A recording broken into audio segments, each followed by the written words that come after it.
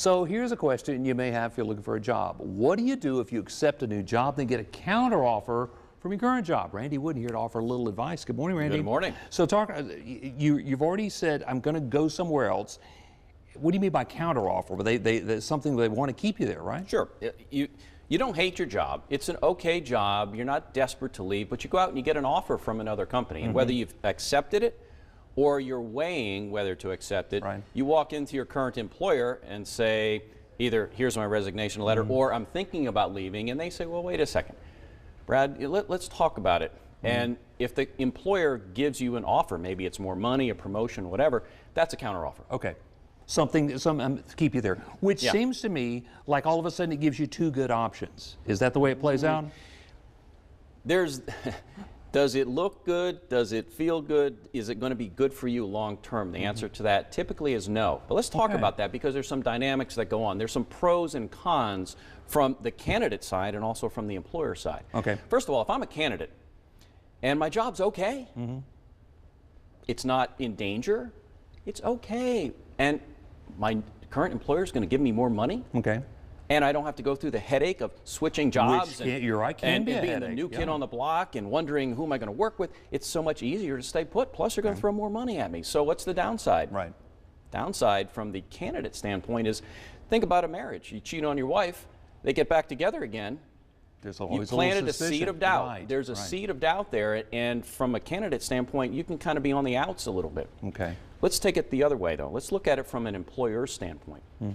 Let's say Brad walks into the powers that be here and says, hey guys, listen, I've got an offer. They say, we hate to lose you.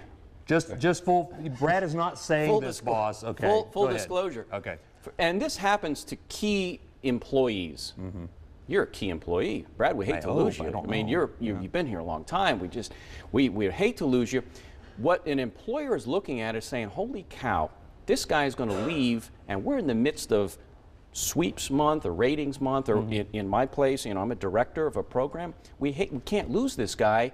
Not now. We've got stuff going on. So this buys some time. Okay. So they want to keep you there as they start looking for someone else. And that's the downside from the employer standpoint. They're seeing somebody who is basically going to the highest bidder. And we want people who are on board with our mission and what we're trying to accomplish, and not just who can throw the most money at them. It seems to me like if you go in and say, I'm looking at another job, even if they do make that counteroffer, I'm gathering it's probably not a good idea. Not a good idea. And let's face it, if I'm the employer and I look at you and I say, okay, I have to throw more money at this guy to keep him, how likely am I to include you in on key projects and keep you in on the in crowd and promote you?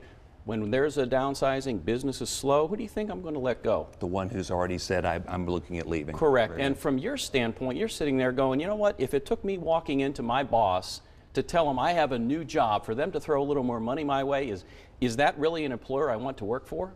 And here's one other point too. When people change jobs, it's rarely just about money. It's about challenge, growth, stability, quality of life. And I compare it to rust on a car. If you just slap some paint on it, meaning a few $1,000s, the rust is still there. The reasons that you were looking outside the company still exist, and money hasn't changed that. But what happens is you take an offer with a company, you walk back in, the employer counters it, you accept it, they lay you off 6 months later. Now you've alienated your current company, that potential new company, the recruiter, you're out of a job, no money, stress, and for what? It makes a lot of sense. Doesn't make sense to go that way. Randy, thanks very much. You're we welcome. Appreciate your insight.